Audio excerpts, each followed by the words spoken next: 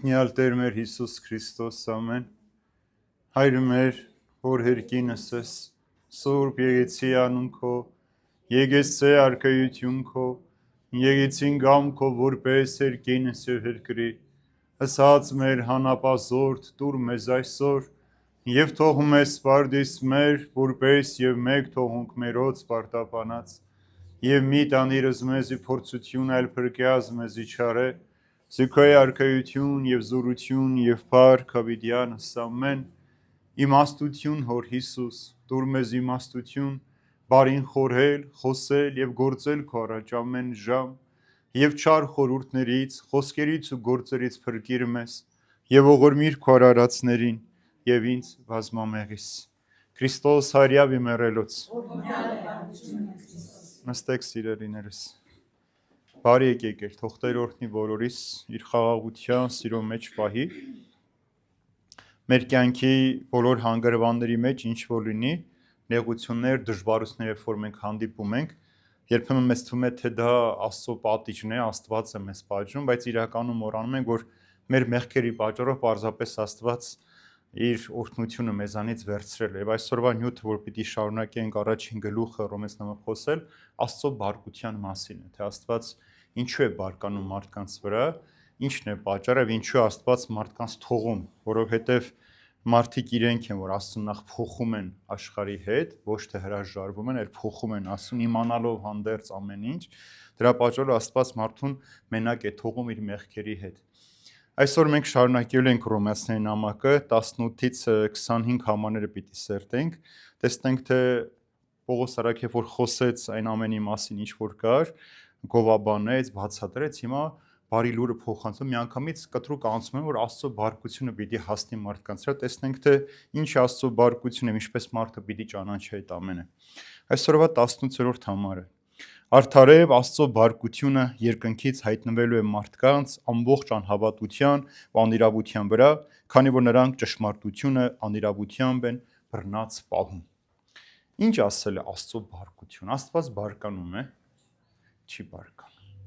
Բայց ինչ է այստեղ ասում Աստծո բարկությունը պիտի հասնի երկնքից մարդկանց վրա։ Որպեսզի մենք հասկանանք, թե ինչ է սա, նախ եւ առաջ մարդիկ պետք է հասկանան Ավետարանի գեղեցկությունը։ Ցույց տալու համար Պողոս առաքյալը ինչու է այստեղ այս խոսքերը բերում, նախ ցույց է տալիս Ավետարանի գեղեցկությունը, Ավետարանի փրկության բարի լուրը, որպեսզի մենք հասկանանք, թե մինչև Հիսուս Քրիստոս աշխարհում մարդիկ ինչ հոգևոր աղքատության մեջ էին ապրում եւ ինչն էր պատճառ դարձ որ Աստված բարկացել էր մարդկության վրա։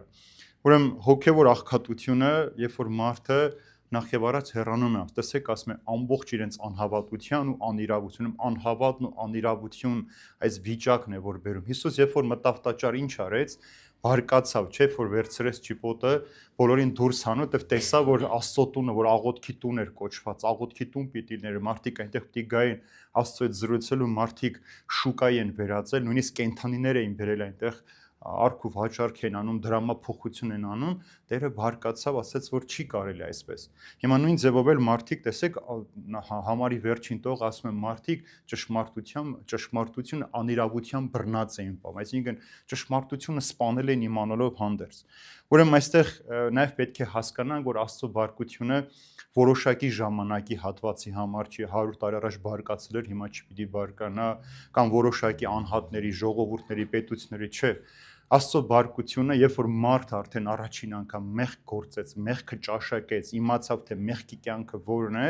ուրեմն Աստծո բարկությունը եղավ առաջին անգամ որտեղ տեսանք ջրհեղեղի, չէ, որ ասում է մարդկանց մեղքերի բողոքի ձայնը հասավ երկինք, երկրորդը, երբ որ մարդը այնքան ամբարտավան հպարտ դարձավ, որ որոշեց Բաբելոնի աշտարակը կառուցել, հասնել երկինք Աստծո հետ, ուրեմն Աստված այդ բարկությունը ասելով այստեղ թողեց մարդուն իր մեղքի մեջ, ինչպես որ Բաբելոնի աշտարակաշինության ժամանակ ցրվեցին բոլորը եւ այլևս իրար չճանաչեցին եւ իրար լեզու չհասկացան։ Ուրեմն Աստծո բարկությունը նաեւ պատիժն է մարդուն մեղքի հետևանքով։ Մենք եթե ասենք որ Աստված պատժում է մարդուն, ուրեմն սխալ կանենք, որովհետեւ Սուրբ Գիրքը Հակոբոս առաքյալի շուրթերով ասում է, որ Աստված երբեք չի փորձում մարդուն, փորձիչը սատանն է, մարդն փորձվում է խաբելով տարօր իր ցանկություններից։ Ուրեմն մարդու ցանկություններն են, իր սխալ արարքներն են, որ բերում են մարդուն այդ պատժին։ Ուրեմն Աստծո բարկությունը իրականում մենք անցյալ անգամ ինչից խոսեցինք, վերջին տողը ինչի մասին էր, Աստծո արդարության, չէ՞, հավատքի արդար։ Ուրեմն Աստծո բարկությունը եւ Աստծո արդարությունը նույն բանն են, այսինքն այդ բարկության մեջ պիտի հասկանանք, որ Աստծո արդարությունն է իրականանում, այսինքն ինչ որ դու արել ես, ինչպես Սուրբ Գիրքն է ասում, եթե դու քամի ես ցանել, ուրեմն փոթորիկ պիտի հնձես։ Մեղքի վարձը մահն է։ Ուրեմն այսինքն ինչ որ դու արել ես, ինչ որ դու գործել ես, ինչ սերմանել ես, Աստծո արդարությունը պիտի լինի։ Ուրեմն սրանք նույն բաներն են, պարզապես հակառակ ուղղությամբ է սկսում գործել։ Եթե մարդը արդարությամբ ապրում է, հավատքի արդարությունն է շահում, Տիրոջ ներկայությունը, եթե դառնում է դեպի հավատքը, դեմքով հակառակվում է եւ սկսում է թշնամությամբ ապրել, ուրեմն արդեն Աստծո բարկությունն է վրա հասնում։ Ուրեմն Աստված մարդու հետ ինչի մասին է սկզբից խոսում։ Ասեք Պողոս Արաքյալը ողջունեց հռոմեացիներին, բարևեց, Աստծո բարի լուրը մեկ էլ միանգամից կտրուկ ասում է Աստծո բարկությունը։ Նախ ինչ են անում նույն մարգարեները, խոսում են երկնքի արքայության մասին եւ դժոխքի մասին։ Ցույց են տալիս բարի լուրը, ինչպես մարդը պիտի անի, որպեսզի փրկվի, հետո նոր խոսում են, եթե դու չանես, չճանաչես, չընդունես, քեզ ինչ է սպասում քո կյանքի մասին։ Ուրեմն Աստված զուգահեռաբար երկուսն էլ ուղղորդում է եւ ինչպես Եսայի մարգարեության մեջ ասում, քո առջև երկու ճանապարհ եմ դնում՝ կյանքի որդնության ճանապարհը եւ մահվան ու անեծքի ճանապարհը, բայց լավ կլինի, որ դու ընտրես կյանքի որդնության ճանապարհը։ Նույնիսկ ասելուց հետո քեզ հուշում է, թե դու որը պիտի ընտրես, որպեսզի կարողանաս ապրել։ Եթե չընտրեցիր, ուրեմն քո ընտրությունից էլ կախված է, թե ինչ կլինի քեզ համար։ Ուրեմն փրկությունը յուրաքանչյուր մարդու համար է, սիրելիներ, բայց մարդը այդ փրկությունը կարող է չունենալ իր անհավատության պատճառով։ Բժիշկը երբ է հոգնում հիվանդից, երբ որ իր նշանակած դեղատոմսը չի օգնում, իր ասած դիետաները չի պահպանում, ասում է դե գնա քո հիվանդության մեջ դու ինչ ուզում ես արա։ Այսինքն նույն բանն այստեղ է, երբ որ Աստված իբրև բժիշկ քեզ ամեն անգամ ուզում է քեզ ցույց տալ, թե ոնց պիտի անես, որպեսզի առողջանաս, բայց դու ուզում ես քո իմացած ձևով քո ճանապարհը շարունակել, ինքը քեզանից հրաժարվում է, քեզ մենակ է թողում այդ դժվարությունների մեջ։ Հիսուս ինչ արեց։ Ուրեմն այստեղ Աստծո բարկությունը, որ երկնքից հետո պիտի գա, ինչ արեց Հիսուս, որ եկավ աշխարհ ինչի համար, մարդուն ինչ արեց, արդարացրեց եւ ներում շնորհեց։ Ուրեմն երկու կարևոր բան՝ արդարացնել եւ ներել։ Ումով պիտի մարդ արդարանար, միայն Քրիստոսով, չէ՞, այսինքն մարդ իր մեղքերով չէր կարող արդարանալ, ուրեմն Հիսուս երկնքից իջավ, առաջին անգամ իբրև բժիշկ, իբրև սիրող հայր եկավ, մեզ արդարացրեց, ներեց, բայց երբ որ դու այս արդարացուն ներումը չես ընդունում, երկնքից իր բարկությունը պիտի գա։ Ինչ էր ասում Մատթեոս 28-ից, որ կգա ժամանակ, որ երկնքում մարդու նշանը, որդու նշանը խաչը կերևա, եւ ասում այդ ժամանակ բոլոր մարդիկ ինչ ազգեր ինչ կանեն, լաց ու կոց կանեն։ Այսինքն, երբ որ խաչը երկնքում տեսնեն, կհասկանա, որ Աստծո բարկությունը գալիս է, որտեղ Հիսուս երկրորդ անգամ արդեն գալիս է որպես դատավոր դատելու մարդկությանը։ Եվ ինչպես է նկարագրում այդ ժամանակը, Հիսուս այդ ժամանակը պիտի լինի Նոյի օրերի պես։ Մարդիկ ամուսնանում էին, կին էին առնում, տղամարդ էր առնում, ուտում էին, խմում էին, զվարճում, մինչև այն օրը, երբ որ ջրեղեղ թափվեց, այնպես էլ այսօրվա աշխարհն է։ Աստված քեզ տվել է ամեն բան այս կյանքի մեջ, բայց մենք մեր անհավատությամբ եւ անիրավության պատճառով մերժում ենք եւ հանկարծ երկնքից անակնկալ պիտի գա Աստծո որդին դատելու մեզ։ Հիմա տեսեք, Աստծո բարկությունը շատ հաճախ մարդկանց կյանքում ամեն մեկին յուրովի է, չէ՞ լինում։ Ու ամեն մարդու յուրովի պատիժը ստանում է այս աշխարհում։ Ինչպես մեկը դժվարություններ, մեկը հիվանդություն, մեկը գործերի ձախորդություն, իսկ ընդհանրական իմաստով ինչ է լինում աշխարհի մեջ, սով, համաճարակներ, պատերազմներ, չէ՞, երկրաշարժեր, ամեն տեսակ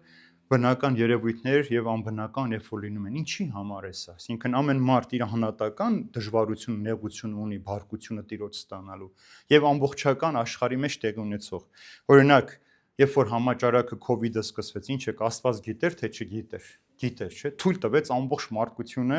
ամբողջ աշխարհում ինչ արեցին մարդիկ, բանտարկվեցին, չէ՞։ Տեսեք, մի փոքրիկ հիվանդություն ամբողջ աշխարհի մարդկությունը բանտարկվեց։ Երբ որ թռիչքները դադարեցին, նավերը, ջրերը պարզվեց, կենթանական աշխարհը շունչ քաշեց, մարդիկ սկսեցին ընտանեկան ջերմության մեջ, ընտանիքով մի տան մեջ ապրել, շփվել, առանց ինտերնետի, առանց դուրս ու ներս անել, ամբողջ իրար հետ եղան մարդիկ։ Ուրեմն անհատական խրատ էր սա։ Ինչի Պողոս Արաքյալը շատ գեղեցիկ տող ունի, ինչ է ասում, Իսկ եթե դատվում ենք, տեսեք ինչ ասում, իսկ եթե դատվում ենք, այսինքն անհատական մեր կյանքի մեջ կա այս ամեն ինչը, Տիրոջից խրատվում ենք, որպեսզի աշխարհի հետ չդատապարտվենք։ Ուրեմն այսինքն այն ինչ որ մեզ տալիս է, ինձանից շատ հաճախ լսել եմ, հիվանդության մեջ էլ օրհնություն կա, որպեսզի մարդը նախ ինքը իրեն պատրաստի, ընտանիքին պատրաստի եւ ինքը պատրաստվի հավիտենական կյանքի համար։ Ուրեմն այս ամեն ինչը ինչ է, որպեսզի մենք աշխարհի հետ չդատվենք, այսինքն կործանման չգնանք, երբ որ Տերը գա երկնքից իր բարգությունը գա, մենք աշխարհի հետ չդատապարտենք։ Տեսեք, ասում է, ինչի համար երկու այստեղ հատված բառ է նշան, անհավատություն եւ անիրավություն։ Ինչ է անհավատություն։ Անհավատ մենք ում ենք ասում։ Առաջին անհավատ մարդը նա է, ով մեղք է գործում Աստծո դեմ։ Նա ով որ Աստծո դեմ է գործում, ապստամբում Աստծո դեմ, ինքը անհավատ է։ Երկրորդը, երբ որ դու միակ ճշմարիտ Աստծուն ճանաչելուց եւ երկրպագելուց հրաժարվում ես եւ գնում ես այլ իրերի երկրպագելու կամ այլ կուրքերի երկրպագելու համար։ Ուրեմն քան Աստծուն, եթե դու մեկին ավելի շատ ես սիրում, քան Աստծուն, եթե ավելին ես ինքդ քեզ վստահում, քան Աստծուն, քան քո արարչին, սա էլ անհավատություն է, որ դու ամեն անգամ ինքդ քեզ ավելին ես կարծում, քան կաս, որ դու առանց Աստծո էլ կարող ես անել։ Ինչ ասում Պողոս Արաքյալը, ասում է ինչու է մահվան վճիռը մեզ վրա կախված, որպեսզի մարդը սովոր ինքն իրեն չապավինել, այլ Աստծուն։ Այսինքն հույսը չդնես քո ունեցած գումարի վրա, իշխանության վրա, պաշտոնի վրա, որ ինչ է լինի, ես ամեն դեպքում հաղթանակած դուրս պետք է գամ, դա այդ ամենը տվող Աստված։ Ուրեմն սա անհավատությունն է մարդու, եւ երկրորդը անիրավություն։ Ուրեմն անիրավությունն էլ այն է, որ մարդը անտեսում է Աստծո բոլոր օրենքներն ու պատվիրանները եւ սկսում է արհատավորել իր հավատքը։ Նույնիսկ մարդիկ, ովքեր արտաքինով քրիստոնյա են, բայց ներքուս քրիստոնյա չեն կամ իրենց քրիստոնյա են համարում, բայց իրենց գործը, կյանքը կապ չունի։ Ուրեմն սա անհավատ եւ անիրավ մարդկանց կերպարանքն է։ Տեսեք, ասում է, այս ամենով հանդերձ, ասում է, որտեվ սրանք ճշմարտությունը անիրավությամբ բռնած են պահում։ Ինչ է նշանակում ճշմարտությունը անիրավությամբ պահել։ Սա նշանակում, որ իմանալով հանդերձ, որ կա ճշմարտությունը, կա Աստված, բայց դու հակառակն ես գործում։ Ուրեմն սա այն հատվածն է, որտեղ փարիսեցիներն ասին, Տեր, միթե մենք էլ ենք կույր, ասել թե կույր լինեիք, արդարացված են, բայց քանի որ ասում եք տեսնում եք, ուրեմն նշանակում է, որ դուք կույր չեք։ Ուրեմն իմանալով հանդերձ դու կատարում ես այն, քո կյանքը չի համապատասխանում քո իմացածին։ Շատ մարդիկ կան, որ Սուրբ Գիրքը կարդում են, բայց իրենց կյանքը չի համապատասխանում։ Մարդիկ կան, որ ասում են մենք հավատում ենք Աստծուն, բայց իրենց կյանքը լրիվ ուրիշ բան է, հակառակ բանն են գործում իրենց կյանքի ընթացքում եւ իրենց սրտի խորհուրդներում Տիրոջ հանդեպ վստահություն չունեն։ Ուրեմն բոլորն էլ գիտեն, որ կա ճշմարտություն, բոլորն էլ գիտեն, որ կա Աստված, բայց Աստծո կամքին հակառակ են գործում։ Սա նշանակում է ճշմարտությունը անիրավությամբ պահել, թաքնվել այդ ճշմարտության տակ։ Եկեղեցին ուրեմն ամենակարևոր տեղն է ցանկացած մարդու անունը սրբագրելու համար։ Երբ որ մարդիկ գալիս են եկեղեցի, չէ, շրջապատի մարդիկ ասում են, որ այս մարդը դարձ ունի, հավատացել է, դարձել, չի շնանում, չի գողանում, չի սպան, բայց ինքը թաքուն նորից այդ նույն բանը անում է։ Ինքը ուրեմն ճշմարտությունը օգտագործում է անիրավությամբ, իր անունը սրբագրելու համար, բայց իր հոգու խորքում ինքը չի հավատում եւ չի գործում։ Այսօր ինձ մեկը հարց տվեց, թե մարդը, որ հավատում է Աստծուն, որ սուտ է խոսում, հատկապես իշխանություն ունեցող մարդիկ, բայց չեն մտածում, որ պատիժել կա։ Ասում, բայց դու հարցրել ես այդ մարդկանց, իրենք իրականում հավատում են, թե չէ։ Իրականում հավատացող մարդը չի կարող սուտ տարածել, չի կարող խաբել, չի կարող չարախոսել, չի կարող հայոյել, չի կարող անիծել, հնարավոր չէ այդպիսի բան։ Ուրեմն նշանակում է, որ դու այդ ամեն ինչը կեղծիքով պահում ես քո համար։ Եվ պետք է նաև գործնական կյանքում Տիրոջը մոտենաս եւ չմոռանաս, որ հատկապես որ պիտի պատասխան տաս քո ամեն բառի համար։ Տեսեք, Տերն ասում է, եթե եղբորդ ասես հիմար կամ ապուշ, դատաստանի պիտի ենթարկվես։ Եթե պարզ հիմար եւ ապուշ բառ ես ասում, պիտի պատասխան տաս։ Ինչքան բառեր ենք մենք ասում, օգտագործում, որ իմանալով հանդես, որ դա սխալ է, չի կարելի ասել, մենք օգտագործում ենք։ Հատկապես հայոյանքը, սուտը, բամբասանքը, կեղծիքը, երբ որ մենք մեր կյանքի մեջ գործածում ենք։ Դրա համար ասում է արդարև Աստծո բարգությունը երկնքից իջնել այն մարդկանց, ովքեր անիրավությամբ, այսինքն անհավատությամբ ապրում են եւ ճշմարտությունն էլ անիրավությամբ բռնած են պահում։ 19-րդ համարի մեջ շարունակել ասում է, ինչ որ կարելի է իմանալ Աստծո մասին, հայտնված է նրանց, քանզի Աստված ինքը հայտնեց այն նրանց։ Ուրեմն ինչ պետք է իմանալ, որ հայտնված է։ Ինչ է ասում Դավիթ մարգարեն։ Երկինքը պատմում է Աստծո փառքի մասին։ Այսինքն այս ամենը տիեզերքը ինչ որ գոյություն ունի, սա բոլորը պատմում է մարդ, այսինքն Աստված հենց առաջին օրից մարդու մեջ դրել է իր հայտնությունը եւ յուրաքանչյուր մարդ գիտի լեռները, ծառերը, անտառները, ջրերը, գեղեցկությունը, որ մենք տեսնում ենք, ակամայից մենք անդրադառնում ենք, չէ՞, ով է ստեղծել այս ամենը կամ ինչպես է այս ամենը առաջացել։ Երբ որ Պողոս Առաքյալը գնաց Հունաստան, Աթենք, որ այդ ժամանակ աշխարհի քաղաքակիրթ վայրներ, իմաստունները, փիլիսոփաներ այդտեղ էին ապրում, հելենական մշակույթը այնտեղ էր զարգանում, ինչ էր քարոզում։ Այնտեղ հիշում եք հրապարակային քարեր, որ գրված էր Արևի Աստծուն, Անձրևի Աստծուն, եւ այնտեղ գրած էր մի քար, որի գրած էր անհայտ Աստծուն։ Այսինքն աշխարհը նաև Աստծո մասին գիտեր, բայց հեռացել, այսինքն ասում է ես ձեզ այդ անհայտ Աստծո մասին եմ խոսում։ Ուրեմն այս ամբողջ երկինքն ու երկիրը պատմում են Աստծո փառքի մասին։ Ուրեմն հայտնում է, որ այս ամենը չի կարող մարդու ձեռքի գործ լինել, եւ այստեղից սկսած Առաքյալը բացատրում է, թե ինչպես են հեթանոսները իմանալով ճշմարտություն, այսինքն այս ճշմարտություն իմանալով հանդերձ կամած հեռացել։ Սա նաև ցույց է տալիս, որ կռապաշտությունը սկզբնական կրոն չի եղել մարդկանց կյանքի մեջ։ Մարդիկ կամած են կուրքերին երկրպագել, որ կտեսնենք հաջորդ համարների մեջ։ Ուրեմն անիրավությամբ պահել է նշանակում ճշմարտ, այսինքն դու իմանում ես բնական այս իրականության մեջ Աստված քեզ հայտնում է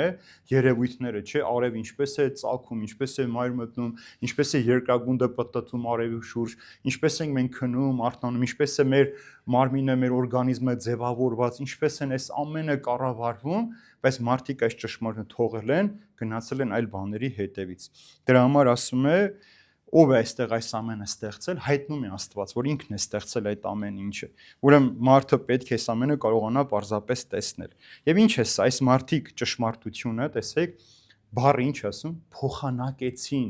չի ասում կեղծեցին։ Այսինքն ճշմարտություն իմանալով ոնց որ դատարում, երբ որ վկան գիտի, որ այս մարդը այս գործը չի արել, բայց գալիս է ասում է, որ այս մարդն է արել, ասենք այս մարդը ճշմարտությունը փոխանակեց ստի հետ, փոխեց, ոչ թե չիմանալով, իմանալով հանդերձ։ Եվ մեր կյանքի մեջ էլ այդպես է, չէ՞, մենք շատ հաճախ ճշմարտությունը գիտենք, բայց լռում ենք։ Ոմանց համար լռությունը իմաստություն է, ոմանց համար լռությունը կեղծավորություն է, ոմանց համար լռությունը վախկոտություն։ Ամեն մեկ իր ձևով է մեկնաբանում, բայց դու գիտես ինքդ ինչու համար լռեցիր կամ ինչու այդպես արեցիր, որpիսի մարդը հասկանա, որ մենք ոչ միայն մարմնով, այլև մենք կարող ենք հոգով հասկանալ։ Ինչ է սա նշանակում։ Ուրեմն մարմնի աչքը մենք կարող ենք, չէ՞, փակել, չտեսնել։ Կարող ենք։ Երբեմն մեզ չտեսնելու տալիս ենք, բայց մեր հոգու աչքերը անդադար բաց են։ Հնարավոր չի հոգու աչքերը փակել։ Դրա համար ասում է Աստված նախապես հայտնեց, այսինքն եթե դու ֆիզիկապես չուզեցիր տեսնել այս գեղեցկությունը, չգնահատեցիր, հոգուտ աչքերը գիտեն դրա մասին, գնահատել են։ Դու չես կարող հոգուտ աչքերով ասել, որ չեմ տեսել ու արդարանալ։ Դրա համար Տերը հայտնել է եւ ամեն մարդու մեջ դրել է իր ծննդյան օրից դրված այդ փրկությունը եւ Հովան Ոսկեբերյան հայրապետն ասում է Աստված իր հայտնությունը մարդու մեջ է դրել իր ծննդյան օրվանից, այսինքն ծնված օրվանից մարդու մեջ դրված է այդ հայտնությունը։ Այդ տեսել եք, չէ՞, նորածին երեխաներին, որ պարկած ժպտում են, ծիծաղում են, չէ՞, այսինքն ում են ծիծաղում։ Իրանք մեզ չեն ճանաչում, չգիտեն, բայց իրենք զրուցում են, չէ՞, իրենք արարչի հետ են զրուցում, հրեշտակների հետ են զրուցում։ Իրենք ճանաչում են, հետո որ մենք մեղքի պատճառով կամած երբ որ մեծանում ենք, այդ ամենը կորցնում ենք։ Ուրեմն ինչ որ հոգին ասում է Աստծո մասին, հնարավոր է չլսի մարդու ականջները։ Ինչ որ հոգին ասում է, մարդը կարող է փակել եւ չտեսնել ու չլսել։ Դրա համար հիշում եք Պեպոյին, երբ որ դատարանում ասում է բարաթը չկա, ասում է բա խղճիդ ընդեղ էլ չկա, ասում է ինչ է այդ։ Ասում ենք խղճիդ մեջ էլ չկա, սրտիդ բարաթի մեջ է, ասենք հո դու գիտես որ ես տվել եմ, հա, չունեմ այսօր այդ փաստը, չունեմ։ Փաստը չկա, թուղթը կորցնում, բայց հո դու գիտես որ ես տվել եմ այդ թուղթը քեզ։ Հիմա Աստված ասում է լավ, ինչ չես տեսնում ֆիզիկական աչքերը, հոգիդ գիտի, հոգիդ ասում է որ ես կամ։ Հոգիդ ասում է որ միայն ուտել խմելու համար չէ այս աշխարհը, միայն մեռնելու համար չի մարդը ծնված, ապրելու համար է ծնված։ Ուրեմն չես կարող խուսափել այդ պատասխանից։ Եվ ինչ է ասում, նա մեր առջև դրել է իր արարչությունը, որ գեղեցիկ է Եվ մենք կարողանանք տեսնել եւ այդ տեսնում են իմաստունները, անհավատները, բարբարոսները եւ անպայման նրանք կարող են ճանաչել։ Ուրեմն բոլորը ովքեր որ տեսնում են անհավատը, հավատացյալը, այս ամենով բոլորը կարող են ճանաչել Տիրոջը։ Եվ այս հայտնությունը մեզ ամեն օր է, այն որ ես ասում եմ ամեն առավոտ որ արթնանում ենք հրաշք է, այդ արթնացումը այդ հրաշքներից մեկն է, ճանաչելու որ մեկ օր էլ դու ապրեցիր, մեկ օր էլ Աստված քեզ հնարավորություն տվեց իր լույսը տեսնելու համար։ 20-րդ համարի ամենագեղեցիկ հատվածներից մեկն է, ասում է արդարև ի սկզբանե աշխարհի Աստծո աներևույթ հատկությունները այնն է, նրա մշտնջենավորությունը եւ զորությունը եւ աստվածությունը իմանալի կերպով տեսանելի եւ նրա ստեղծվածների մեջ այնպես որ ամենևին արդարանալ չեն կարող։ Ուրեմն Աստված անտեսանելի է մեր ֆիզիկական աչքերի համար, բայց կան եւ ունի հատկություններ այս աշխարհի մեջ Աստված, որոնք մեզ ցույց են տալիս Աստծուն, որովհետեւ մենք կարողանանք ճանաչել նրան։ Ուրեմն նրա գոյության նշանները որոնք են, տեսանելի են եւ բնությունը ինքնին արդեն վկայություն է Աստծո տեսանել։ Եվ այստեղ Պողոս Արաքյալը 3 կարևոր հատկություն է նշում, թե ինչպես կարող ես դու ճանաչել Աստծուն։ Եվ տեսեք, առաջին բան ասում եմ մշտնջենավորություն։ Ինչ է մշտնջենական։ Բառը ինչ է նշանակում մշտնջենական։ Այսինքն անսահման գոյություն ժամանակից դուրս կամ ժամանակից վեր։ Հասկացաք։ Անսահման է ժամանակից դուրս, ժամանակից վեր, որ չի ճանաչում, չունի սկիզբ եւ չունի վերջ։ Ուրեմն սա է առաջին հատկություն Աստծո, որ մարդը կարող են ճանաչել։ Երբ որ մենք հավատամք ասում ենք պատարագի ժամանակ, ինչ ասում Սարգսակը, իսկ որ կասեն երբեմն հորժան, ոչ էր որդին, այսինքն նրանք ասեն, որ երբևէ չի եղել որդին կամ Սուրբ Հոգին, կամ նրանք փոփոխվող են, թող այդպես լինեն, նզովված լինեն ընդհանրական եւ առաքելական Սուրբ եկեղեցու կողմից։ Ուրեմն Աստված մշտնջենական է, ժամանակից դուրս, ժամանակից վեր, սկիզբ ու վախճան չունի։ Ուրեմն Աստված չունի սկիզբ, չունի ավարտ եւ չունի սահմանափակ ժամանակ այս աշխարհի մեջ։ Ուրեմն մշտնջենականությունը Աստված դրել է մարդու մեջ, նաև ինչու համար այս բառը այստեղ շեշտված, երբ որ մենք կարդում ենք ժողովող գիրքը, որ ամենագեղեցիկներից մեկն է Սուրբ գրքի մեջ, մարդու կյանքը, որ ասում են ունայնություն, այսինքն ամեն ինչ ունայն է, այստեղ տող ունի Սողոմոնի ստան ասում է մշտնջենավորությունը դրել է մարդու սրտի մեջ։ Ինչու համար է դրել նաև այս բառը մշտնջեն, որպեսզի մարդը հասկանա, որ այս աշխարհից դուրս կա հավիտենական կյանք, այսինքն մարդու սրտի մեջ նաև վառ է պահում իր հոգու անմահությունը։ Ուրեմն ինչքան էլ մարդը անհավատ լինի, ինչքան էլ մերժի Աստծո գոյությունը, մեկ այս մարդուն հետարքրում է իրեն ինչ է սպասում։ Լավ, ծնվեցի, կերա, խմեցի, 5 հատ կարմիր դիպլոմ ունեցա, աշխարհի ամենահարուստ մարդ եղա, բայց վերջը պիտի մեռնեմ։ Այս ամեն ուրեմն զուրեր, այս ամենը ինչի համար էր եւ այս մշտնջանությունը դրել նրա մեջ, որպեսզի մարդը հիշի, որ այս աշխարհով չի սահմանափակվում իր կյանքը։ Եվ մշտնջանավորություն բառը նաեւ նշանակում է, որ այս աշխարհից դուրս Աստված սպասում է քեզ հավիտենության մեջ։ Ուրեմն սա առաջին հատկությունը։ Երկրորդ ասում է իր զորությունը։ Զորություն նշանակում է, որ կարողություն, որով նա ստեղծում է, պահպանում է եւ կարգավորում է։ Ուրեմն Աստված ստեղծեց երկինքը, կարգավորեց ամեն ինչ եւ պահպանում է ամեն ինչ այս աշխարհի մեջ։ Ուրեմն այստեղ նշանակում է տիեզերքի կարգը, բնության օրենքները եւ կյանքի հրաշքները, որ Աստված կատարում է մեր կյանքի մեջ։ Կարող է առանց Աստծո տիեզերքը կանոնակարգվել։ Հնարավոր չէ։ Կարող է առանց Աստծո հրաշքներ լինել մեր կյանքի մեջ։ Մենք կարող ենք որոշակի բաներ մեզ վերագրել չհավատալով, բայց դա իրականում Աստված է տալիս այդ։ Ամենապարզ չէ, որ ավտովթար է լինում, մեքենա մեջ կան 4 հոգի կամ 5 հոգի, 4-ը մահում են, հենց այդ մեկը ողջում։ Ինչու՞։ Սա ամենամեծ հրաշքներից մեկն է, որ մարդը պիտի գիտակցի, ինչու հենց այս մեկը մնաց ողջ, ոչ թե այն 4-ը, որ պիտի մեքենայի մեջ են, նրանք մնան։ Ուրեմն այս զորությունը շատ կարևոր է հասկանալ, որ միայն Աստված կարող է տիեզերքը կարգավորել։ Այսքան կարգավորված ամեն բան աշխարհի մեջ հնարավոր չէր պայթունի հետևանքով լիներ կամ պատահականության հետևանքով հնարավոր չէր։ Եթե կա այսինչ որ մի բան ստեղծված, ուրեմն կա մեկը, որ այս ամեն ինչը կարգո։ Ինչպես որ ժամագործը, չէ, ժամացույցը այնպես է դնում ենք, ասում ենք ժամացույցի պես ճիշտ է աշխատում, այսինքն ամեն դետալը այնքան ճիշտ է դրված այս կյանքի մեջ, որ նույնիսկ մեր ամենափոքր, չէ, կույրաղիքը, որ մարդկանց մեծ մասինը հանվածը չունեն, բայց ինքը կարևոր դերակատարություն ունի։ Հենց զտիչի դերը խաղում է, ուրեմն հենց այնպես դրված չէ մարդ։ Ուրիշ բան որ խափանվում է մեր սխալ կենցաղի պատճառով մենք իրեն հեռացնում ենք, բայց ինքը շատ կարևոր ֆունկցիա ունի։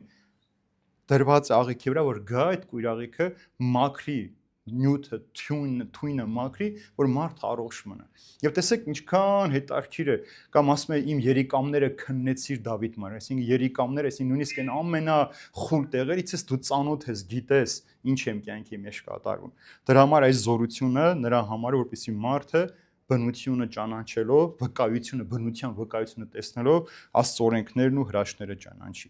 Եվ երրորդ ասում է աստվածությունը։ Ինչ է սա, ուրեմն աստվածությունը ասելով մենք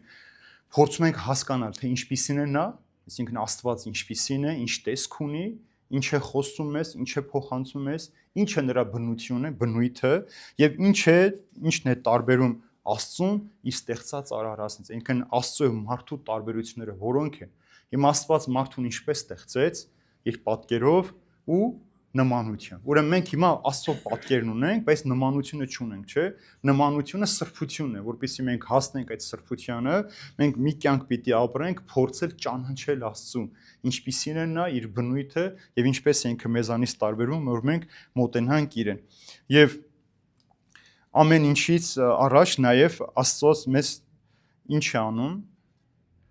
տալիս է իր անսահմանությունը, որպեսզի մենք էլ իր նման կարողանանք ճանաչել տիեզերքի անսահմանությունը, մեր հոգուտ մեջ էլ կարողանաս երկինք ունենալ, հոգուտ մեջ էլ կարողան հրեշտակները սավառնել։ Եվ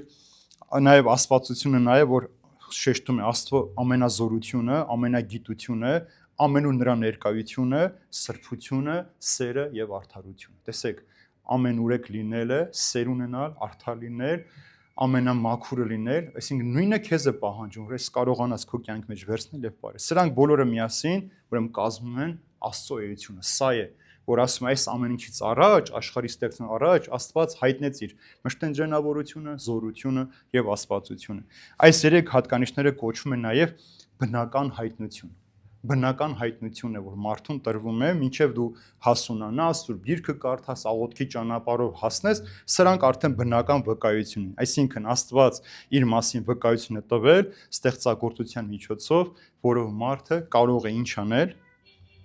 Այսինքն այս ամենը, որ դու տեսնես բնությունը իր վկայությամբ, մշտենջանավորությունը, զորությունը, սրբությունը տեսնելով ինչ անել մարդը դատել, մտածել, այսինքն այդ ամենի մասին եւ կարողանալ եզրակացնել, որ կա արարիչ։ Ուրեմն այսինքն այս ամբողջը տրված է մեկ նպատակի համար, արարչիդ ճանաչելու համար։ Մեկ նպատակը դա է։ Ուրեմն այս բոլորից հետո մարդիկ եւ ինչ ասում, չեն կարող արդարանալ, այսինքն ասել, որ մենք չենք իմանում։ Այս բոլորը, որ դու տեսնում ես, հասկանում ես, հետո չես կարող ասել, որ մենք ոչ մի բան չգիտենք Աստծո մասին, հակառակ Աստված այնպես է, որ դու ամեն ինչ տեսնելով, զգալով, հասկանալով մոտենաս իրեն եւ ճանաչես իրեն։ Հիմա տեսեք, այս վերջին տող այսօրով մարդիկ նույնպես չեն օգտագործում, որ մենք չենք ճանաչում, ուզում են արդարանալ, չենք լսել, չենք իմացել, բայց ոչ ոք չի ասել, բայց շատ բաներ կա, որ մենք ակամայից արել ենք, չէ, եւ փորձում ենք այդ ճանապարհը հասնել։ Եթե մեկ ասի, որ ես չեմ իմացել, ինքը խափում է արդեն։ Որովհետև քեզանից առաջ շատ մարդիկ այդ մասին խոսել են, պատրաստել են, պարզապես դու ինքդ չես ցանկացել։ Դա նույնն է, որ դու գնում ես բժշկի, բժիշկ ասում է, այս դեղերը պիտի խմես, բայց ասում ես, գիտես, մեր գյուղում այսպես են անում, ես ուզում եմ այդպես անել։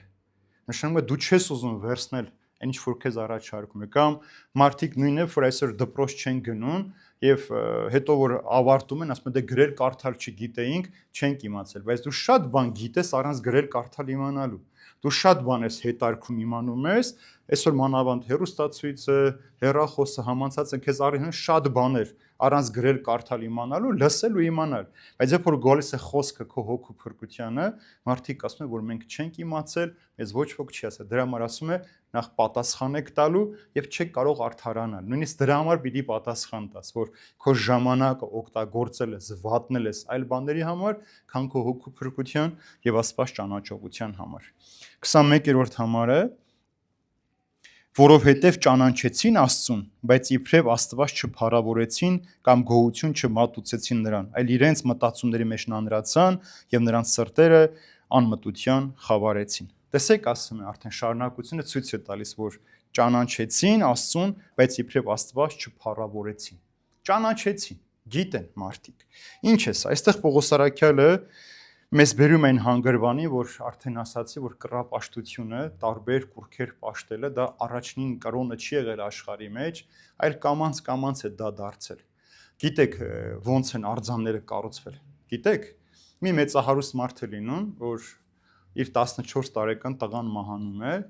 եւ իր տղայի արձանը քանդակել է տալիս դնում իր տան բակում եւ ամեն օր իր ծառաներին ստիպում է որ գան ծաղիկներ դնեն եւ խոնարհվեն տղայի արձանի առջեւ։ Եվ այսպես կամած մարդիկ ճշմարիտ Աստված ճանաչողությունը հոգով պաշտամունք Աստված հոգի եւ դու հոգով պիտի իրեն պաշտես, այս հոգու պաշտամունքը թողեցին, դարձեցին տեսանելի։ Հաջորդ համարի մեջ կնես մեր փայտից, կենթանիների, թռչունների տեսքով նաեւ Աստծուն պատկերեցին պաշտելու համար։ Ուրեմն այսպես կռապաշտությունը մտավ մարդկանց մեջ, որովհետև ճանաչեցին, բայց չուզեցին երկրպագել ու խոնարհվել Աստծո առջև։ Ուրեմն ինչ է սա նշանակում, սիրելիներ, որ թեև մարդիկ ճանաչում են Աստծուն, բայց հրաժարվեցին, կամավորապես հրաժարվում։ Սա շատ կարևոր է։ Մարդը կամավոր հրաժարվեց Աստված ճանաչողություն, ոչ թե պարտադրված տիպողաբար, այլ կամավոր։ Եվ նա հասկանում է, որ ստեղծած բաներ են եւ իրենք դրան են պաշտում եւ իրավունք չունեն արարածներին պաշտել։ Հովան Ոսկորյան Հայրապետն ասում է արարածները դուրս եկան արարչի դեմ։ Ուրեմն ստեղծվածները դուրս եկան իրեն ստեղծողի դեմ։ Դա նույնն է, որ ասենք կավը, որ կավագործին ասի ինչու ես ինձ այսպես թրծել։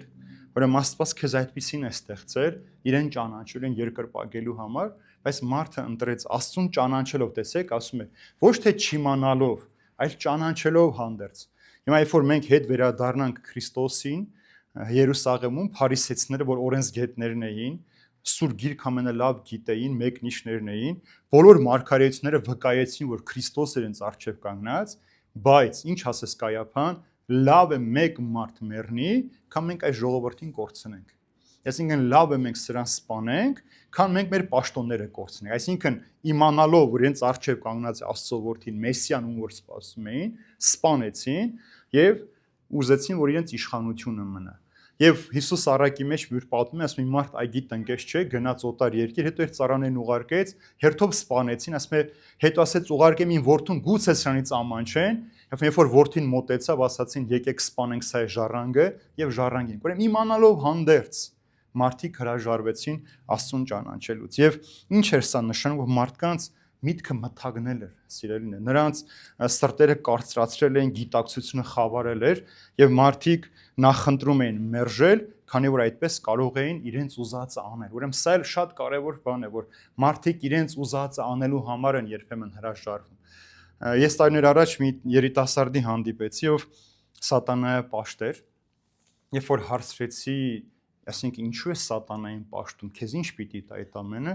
ասեց սատանան ինձ ազատություն է տվել ամեն ինչ անելու։ Իսկ ձեր Աստված ինձ ասում է սմի գողացիր, մի սպանիր, մի շնացիր, սա մի արա, նա մի արա, իսկ սատանան ինձ ասել է որ դու ազատ ես ամեն ինչ գործելու համար։ Հիմա նույն ձևով էլ այստեղ մարդիկ Աստծուն ճանաչելով հանդերձ հրաժարվեցին Աստծուց, որպեսզի ինչ որ ուզեն այն էլ անեն։ Որ հետո չասեն, որ մենք այսպես, մենք այնպես։ Հիմա տեսեք, Եփեսացի նամակի մեջ ինչ ասում Պողոս Արաքյալը. Արդ այս բանն եմ ասում եւ վկայում Տիրոջով, դուք այլևս չընթանաք այնպես ինչպես որ այլ հեթանոսներ են ընթանում իրենց մտքի ունայնությամբ։ Նրանց մտքերը մթագնած են եւ իրենք օտարացած են Աստծո կյանքից, իրենց մեջ եղած տգիտության պատճառով, որ իրենց սրտի կուրության հետևանքով է։ Ուրեմն իրենց մեջ եղած գիտության եւ իրենց սրտի կուրության պատճառով են մարդիկ այսպես անում, ճանաչելով հանդերձ հրաժարվում են ճշմարտությունից, ճշմարիտ Աստված ճանաչողությունից եւ վերադառնում են այլտեղ։ Սա նաեւ վերաբերում են մարդկանց, ովքեր կրթված են, այսօր շատ մեծամասնություն աշխարհում կազմում են իմաստուն մարդիկ, ովքեր Աստծուն չեն հավատում, հրաժարվել են Աստծուց։ Եվ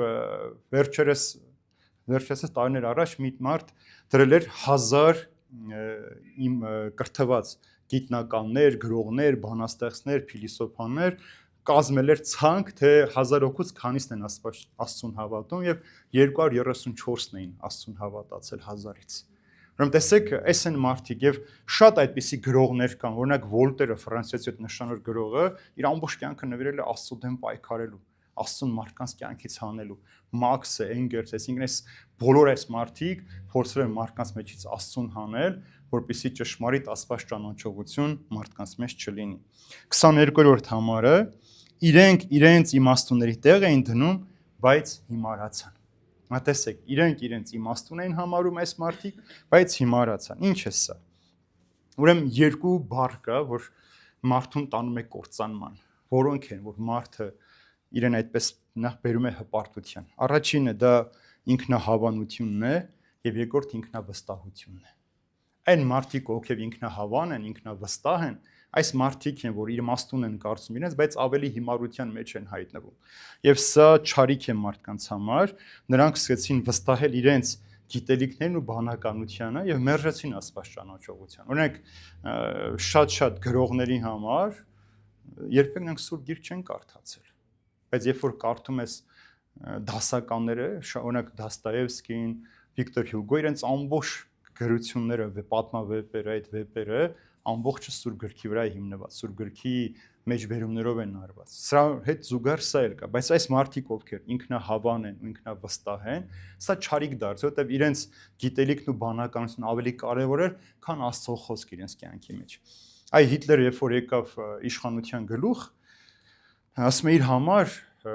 ընդունելի չէր, որ ինձ վեր կարող է լինել ուրիշ օրենք Աստծո օրենքը։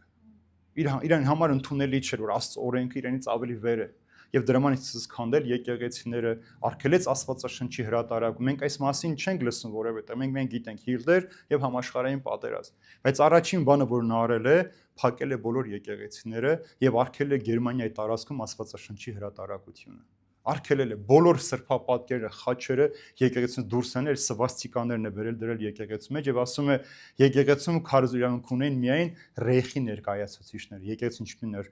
քահանաներ, եպիսկոպոսներ, դպիներ, միայն իր մարդիկ պիտի գնային եւ դա դառնում էր ազգային եկեղեցի, սա կոչվում էր ազգային եկեղեցի, բայց պիտի գնարային գաղափարախոսությունը, որ Գերմանիան վեր է բոլոր ազգերից եւ պետություններից։ Տեսեք ուր բերեց մարդուն այս ինքնահավանությունն ու ինքնավստահությունը։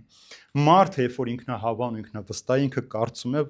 որ հասկանում է աշխարհը առանց Աստծո, այսինքն ավելին գիտի, քան Աստծով կարող է ճանաչել։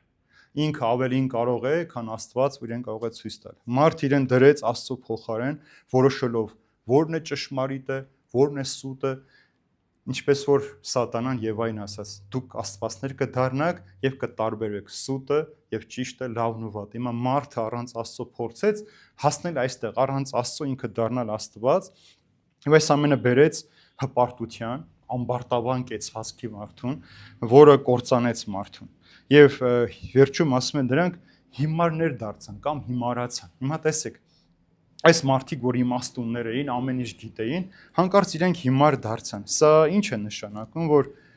մարդը կորցրեց հոգևոր ճշմարտության զգացողություն, այսինքն մարդը այլևս չկարողացավ հոգևոր զգալ եւ սխալ ընտրություն արեց եւ սկսեց կամաց պարտվել։ Երբ որ կոմունիզմը հաստատվեց, տեսեք, կոմունիզմը վատ բան չէ, հավասարություն է քարոզում, որ բոլոր մարդիկ հավասար իրավունքներ պիտի ունեն, հավասար կյանք պիտի ունենան, բայց մեկ բան կար, առանց Աստծո էր այդ ամեն ինչ, այսինքն վերցված էր Աստծո ծրագիրը, վերցված էր Աստծո պատվիրանները, բայց առանց Աստծո։ Դա նույնն է, երբ որ ամեն ինչ քո մասին քեզ խոսում են, քեզ գովաբանում են, քո ծրագիրը վերցնում են, որ դնեն գործարանը գործ, բայց մենք գիտես ինչ կա, դու այս գործանում չպիտի աշխատես։ Դա նույն բանն է։ Այսինքն քեզանից վերցնում են քո իմաստությունը, քո սերը, քո հոգատարը, ինչ որ դու դրել ես այդ քո ծրագրի մեջ, բայց ասում են դու այստեղ ներկա չպիտի լինես։ Դրա համար շատ շուտ կոմունիզմը քանդվեց եւ մարդը նորից վերադարձավ կապիտալիզմին։ Տեսեք ինչ է սուր աշխարհում կատարում։ Ծայրեղ հարուստներ եւ ծայրեղ աղքատներ։ Այսինքն չկա միջին խավը, որ պիտի պահի հասարակությունը։ Եվ գնում են իշխանավորներ ու ստրուկներ հասկացողություն արդեն աշխարհի մեջ։ Դրա համար հիմարացան։ Սա ոչ թե որ իրենց գիտելիքները պակասեց, չէ, առաջ անցան։ Հիմա տեսեք, այս ինքնահավան, ինքնավստահ մարդիկ ինչ են անում այսօր աշխարհի մեջ։ Այսօր աշխարհում ամենաշատ պետությունները ինչով են մրցում իրար հետ, զենքի արտադրությամբ, այսինքն սպանության գործիքներ արտադրելու համար։ Այսօր աշխարհում ամենաշատ մարդիկ ինչ համար են մրցում, հարստության, ով իր միլիարդը տարեկան կամ միլիոնը կավելացնի, բայց իրար հետ չեն մրցում, ով սեր կտարածի, ով սիրո ճանապարհ կանցնի։ Այ անցյալ օրը Գագո պապի հետ նստած զրուցում ենք, նկար ցույց տվեց ու նայ Գյորգի Ժուկովնը շքանշաններ, ասում երբևէ մտածել ես մարդ սպանելու համար է ինչ շքանշան է, այսինքն պատերազմի դաշտում դու մարդ ես սպանել, քեզ հերոսի կոչում են տալիս, քեզ արիության են տալիս, ծառայության մեդալ են տալիս, բայց որ բուժքույրը ամեն օր հիվանդի կողքը նստած է, նրան երբեք ոչ ոք չի գնահատում։ Բժիշկ որ իր կյանքից ավելի հիվանդների կյանքից է տեղյակ, չկա, հերոսի կոչում չունի, ուսուցիչը չունի, պարզ զինվորականը չունի, ոստիկանը չունի, հրշեջը չունի,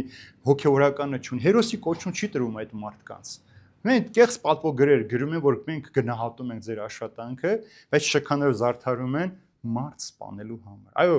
դա էլ մեծ պատիվ է հայրենիքդ պաշտպանելու համար, բայց իրականում դու մարդ ես սպանում։ Քեզ մարդ սպանելու համար են հերոսի կոչում տալիս։ Դրա համար նաև սա էլ հիմարություն է, որ մարդիկ ուզում են կռվի դաշտում հերոսանալ, բայց ոչ թե իրական կյանքի մեջ։ Իրական կյանքում շատ հերոսներ կան, բայց այդ հերոսները արհամարհված են, որտեղ արդարությունը, ազնվությունը, սերը ընդունելի չէ աշխարհի համար։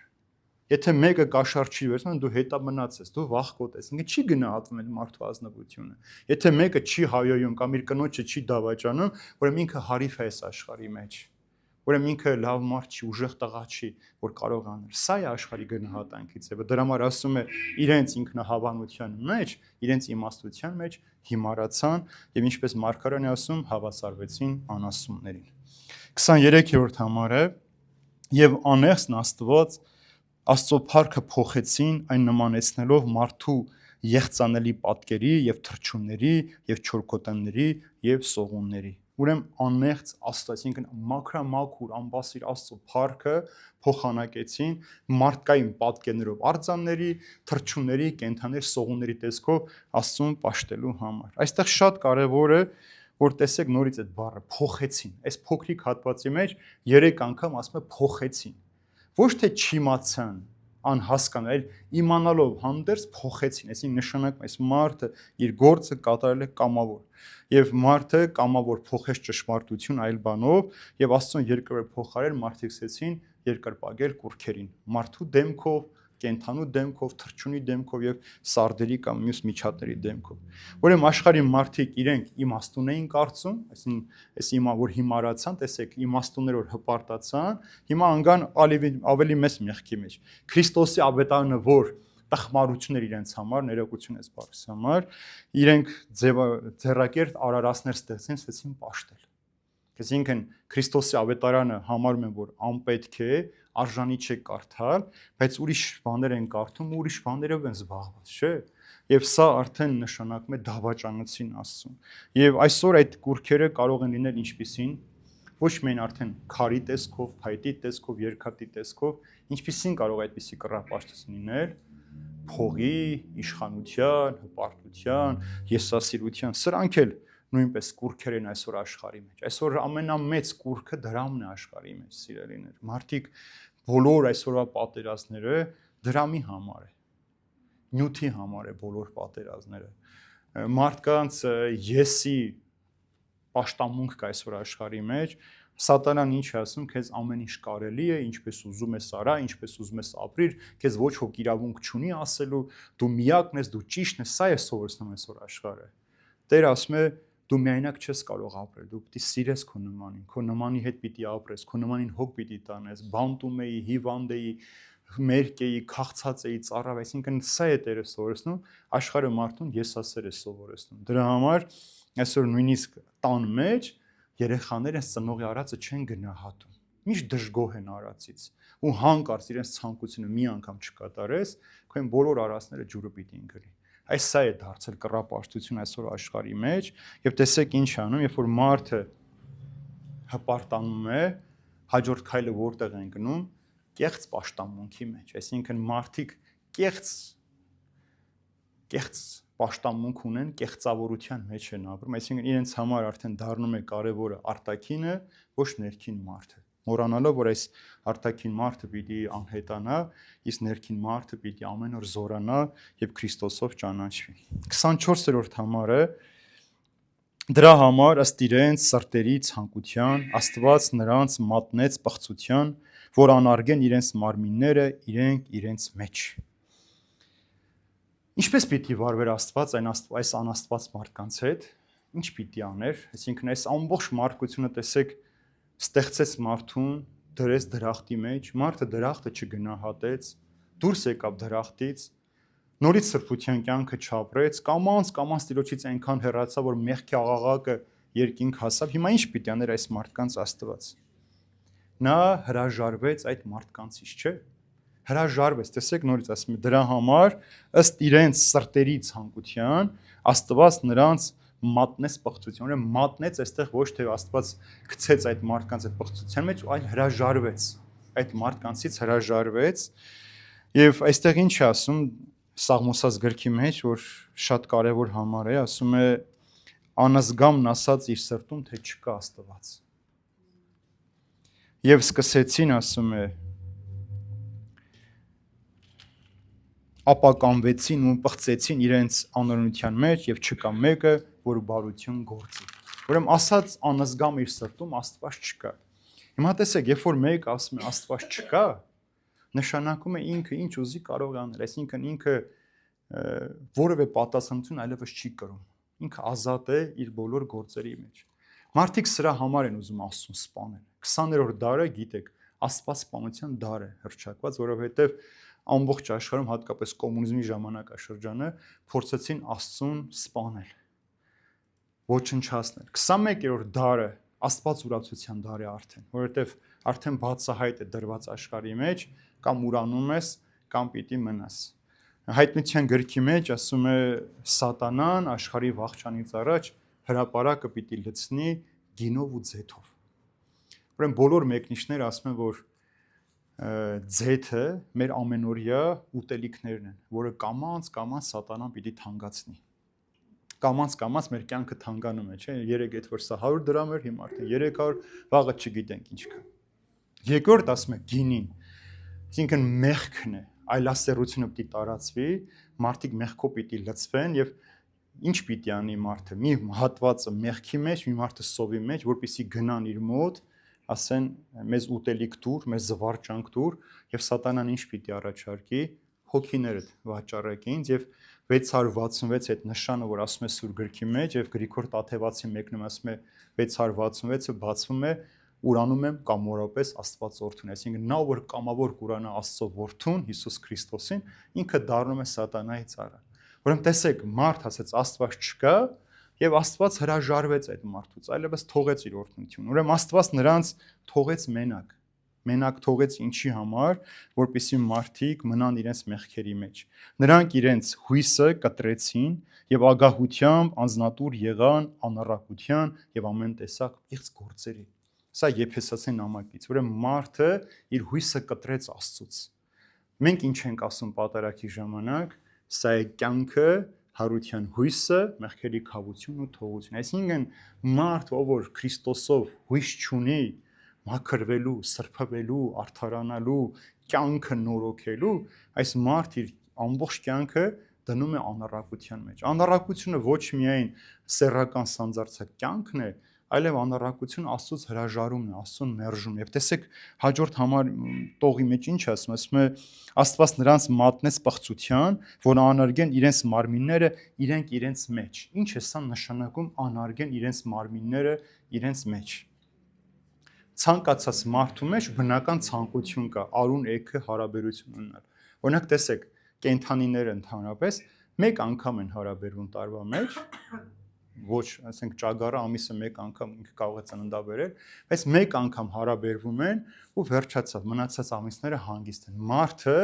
կորցրեց այդ ամենը, այսինքն ժուժկալությունը, սեռական կյանքի ժուժկալությունը կորցրեց եւ մարդը սկսեց անառակաբարության։ Հաջորդ մյուս դասը արդեն կտեսնենք, ասում եմ մատնեց անար ցանկությունը, որ արուն սկսեց արուի հետ կենակցել, էգը էգի հետ կենակցել, այսինքն բնական պետքերը մարդը թողեց եւ ընկավ անբնական պետքերի մեջ եւ իրենց մեջ սկսեցին իրենց պղծել, այսինքն հիմա այսօր ինչ է կատարվում, ինչպես է մարդը իրեն զգում, տղամարդը ասում է ուզում կին դառնալ,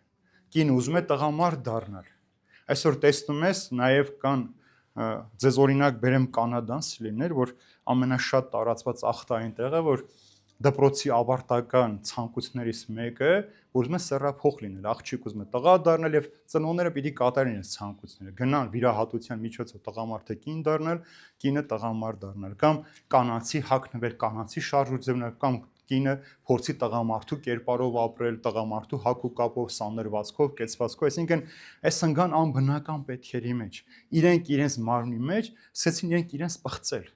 Եվ նաև սեռական ամբարությունը փորձել տարատեսակ։ Այսօր ինչ են արել, այլանդակ քանակության ֆիլմեր, հաղորդումներ են նկարում, համացանցը լցնում են եւ բոլոր երիտասարդությունը այդ անառակավորող ֆիլմերի կամ հաղորդումները դիտում են իրենց սեռական ցանկությունները հանգստացնելու համար։ Ուրեմն տեսեք ինչքան վտանգավոր բան է, երբ որ Աստված թողնում է մարդուն ուղակի։ Մարդը փոխեց Աստծուն կուրքերի հետ, հրաժարվեց Աստծուն ճանաչել, երկրպագել, Աստված էլ թողեց մարդուն։ Ասես դե գնա, ոնց ուզում ես ապրի առանց ինձ։ Եվ մարդը հեռացավ ճշմարտությունից, խոնարհվեց, երկրպագեց կուրքերին եւ սեռական իր ցանկ տրվելով եւ այսօր պղծվեց։ Եվ այսօր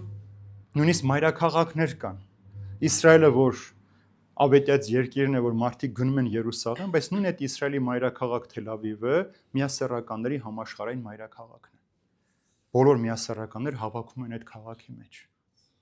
Շքերթներ են կազմակերպում, իրավունքներ են պահանջում։ Նույնիսկ աշխարհում այս պետությունը առաջին եղավ, որ թույլ տվեց միասեռականներին երեխա որդեգրել։ Տեսեք, այս մեղքերը, ասել եմ արդեն 2000 տարի առաջ կար, հիմա ավելի ցայտուն նորից դուրս է գալիս մի իրականության մեջ։ Եվ այսօրվա վերջին համարը նրանք փոխանակեցին Աստծուն ճշմարտությունը ստով, հնազանդվեցին ու պաշտեցին արարածներին եւ ոչ արարչին, որ օրհնյալ է հավիտյանս ամեն։ Տեսեք նորից երրորդ անգամ ասում են նրանք փոխանակեցին ճշմարտություն Աստծո ստով։ Ուրեմն կռապաշտությունը այսօրվա գլխավոր նախանշանն է անհավատության։ Այսինքն երբ որ դու անհավատ ես, սա արդեն նախանշան, որ դու պիտի կռապաշտ դառնաս։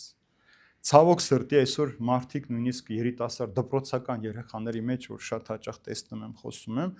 առանց հասկանում եմ, ես հեթանոս եմ, ես աթեիստ եմ, Աստծուն չեմ հավատում, ու նայում ես, ասենք 6-րդ, 7-րդ, 8-րդ դասան երեխան ինչ իրավունքով ասում, չէ, ես աթեիստ եմ, բառի իմաստն էլ չգիտի։ Չգիտի բառի իմաստը, լսել է համացանց, եթե չի կարդացել գիրքը, տանը չկա այդ ամեն ինչը, մարդը կարող է մոլորվել, բայց նորից Աստված ամեն օր հայտնում է մարդուն այդ ճշմարտությունը։ Ուրեմն կռապաշտությունը գլխավոր նախանշանը այդ անհավատության սիրելիներ։ Եվ անհավատություն արդեն ասացի, կուրքերին երկրպագել նշանում ավելի շատ ստեղծված իրերին երկրպագել, տեսանելի ինչ որ բաների երկրպագել, քան անտեսանելի, բայց ամեն օր ներկայություն ունեցող Աստծուն մեր կյանքի մեջ։ Ճշմարտությունը փոխանակեցին ստով, նորից ճշմարտությունը ստով։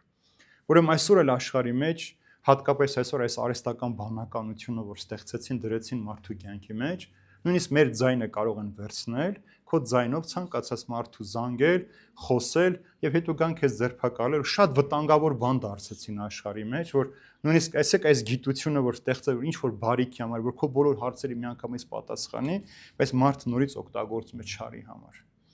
Կարող են քո անվան հետ վարքյանական խաղալ, այնպես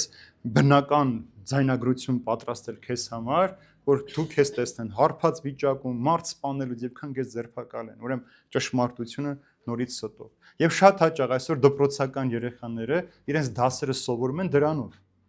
Իրենք գիրքը չեն կարդում, դասը չեն լսում, գալիս են ChatGPT-ին գրում են, ինքը պատասխանները գրում է, իրենք շուշ արտագրում են, նույնիսկ կարող ես դոկտորական աշխատանք գրել, կուրսային աշխատանք գրել, դիպլոմային աշխատանք գրել, քեզ համար գրում տալիս է։ Մարդիկ արտագրում են եւ ճշմարտությունը ստի հետ փոխանակում են։ Երբ որ դու ճշմարտությունը չգիտես, ստին վարժված ես, արդեն քեզ համար ճշմարտությունը խորթ է։ Հիշում եք Հերովդեսի խոսքը, ինչ է ճշմարտություն, որ Հիսուսին հարցրեց, ինչ է ճշմարտություն։ Այսինքն Աստված ճանաչողություն չունես եւ փորձում ես սուտ պատրանքներով քո կյանքը լցնել,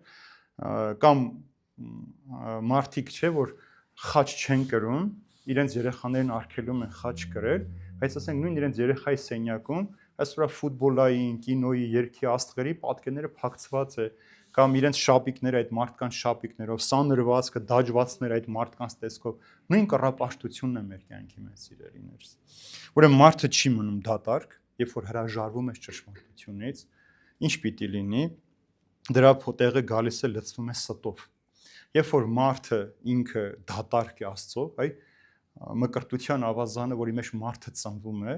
մենք ինչու ենք երեխային փոքրից ծնվում, այսինքն մենք իրեն դնում ենք ճշմարտության մեջ, իրեն հանձնում ենք Աստծո ձեռքերի մեջ, որ փոքրուց Աստծո ճանաչողությունը այս մարդուն պահի, պահպանի, որպեսզի մարդը մեղքի մեջ չընկնի։ Բայց քանի երեխան մկրտված չէ փոքրուց, Աստծո ձեռքերի մեջ չէ, սուտն է լցվում այդ մարդու մեջ։ Դատարկ մաքուր անոթ է, չէ, երեխան լցվում է։ Երբ որ դու Աստծո պաշտպանության տակ չես, այլ մեղքի պաշտպանության տակ ես, մեղքն է գալիս լցվում քո մեջ եւ դու դառնում ես մեղքի գերին։ Դրա համար մարդը այնպես պիտի անի, որ ինքը լցվի ճշմարտության, որպեսզի սուտ իր կյանքի մեջ տեղ չունենա։ Ինքը պետք է լցվի Աստծով, որպեսզի ունայնությունը չգա քո կյանքի մեջ լցնի եւ այսօրվա ամեն ինչը մրցակցություն է դարձել, մարդիկ մեկը մյուսի հետ մրցում են, մեքենայով, հեռախոսով, սանրվածքով, շորով, հագուստով, կոշիկով, թե որտեղից է սարել, որ խանութ, սրա է մարդու մրցակցությունը, որտեվ սուտն է լցված մարդու կյանքի մեջ։ Եվ մարդը չի տեսնում իր օրերը,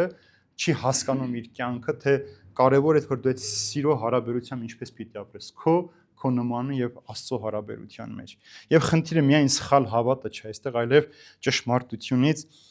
ճշմարտության գիտակցակար փոխել է սիրելիներ, երբ որ դու գիտակցաբար ես այդ ամենը փոխում։ Եվ վերջում ինչ է ասում, եւ նրան Փառք Հավիտյանը, տեսեք միանգամից խոսքը բերում է, Աստծուն ասում է Փառք Հավիտյանս ամեն։ Մարդը կարող է հեռանալ Աստծուց, բայց Աստված միշտ արժանի է փառաբանության։ Կարող է հեռանալ մարդը, բայց ինչ էլ որ լինի, Աստծո փառքը չի պակասում։ Սովետական շրջանում ինչ էին անում, հիշում եք, բոլոր գործարանները գրած էր ինչ, փառք աշխատանքին, փառք աշխատավորին, փառք զինվորին, փառք բանակին, փառք էս, այսինքն նույնիսկ այս բառն էր մարդիկ փորձեցին Աստծուց գողանալ եւ մարդուն վերադարձնել, բայց Հիսուսի գալը նպատակ որ փառքը նորից Աստծուն վերադառներ, որ մարդը նորից ճանաչեր իր Արարչին, որ Աստված նորից իր հորը, մարդը իր հորը ճանաչեր եւ հայրական հարաբերությունը վերականգներ իր կյանքի մեջ։ Բայց ցավոք սրտի մարդը այս ամենը տեսնելով, իմանալով հանդերձ ինքը գիտակցաբար է հրաժարվում այս ամենից։ Այսքան այսօր սիրելիներ,